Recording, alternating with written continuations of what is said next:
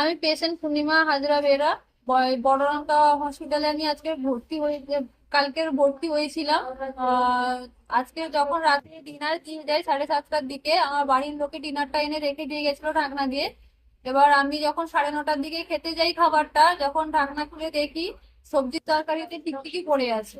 এবার ওটা আমি যখন নিচে নিয়ে যাই, আর এখানে তখন সবাইকে জিজ্ঞাসা করি, সবাই বলে খেয়ে নিয়েছে। এবার আমি লেটে খেতে গেছিলাম, 9:30টার সময় খেতে গেছিলাম। এটা যখন নিচে যখন নিয়ে যাই, নিয়ে যেতে দিদিরা বলে এটা বেশি কাউকে জানানোর দরকার নেই। যে রান্না করেছিল তাকে ডাকলো, ডাকার পরে সে এসে খাবারটা ফেলে দিল। সে বললো আমি নিজেও খেয়ে নিয়েছি বলে সে খাবারটা ফেলে দিল। উল্টে আমাকে বলছে মাছ তরকারি এনে দিব, মাছ টাছ কিছু এনে দিব, খাবে তুমি?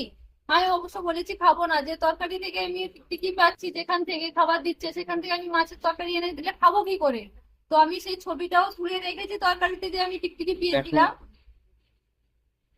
এই যে ছবিটা আমি তুলে রেখেছি অবশ্য। সয়াবিন আর কুমড়ো আলু তরকারিতে টিকটিকি একটা বেরিয়েছে। পুরো টিকটিকিটা মানে আমি যে অবস্থায় দেখেছি, পুরো তার এই পেছনে এই সাইডটা সেদ্ধ হয়ে ঝুলে পড়েছে, পেটের অবস্থায় কিছুই নেই।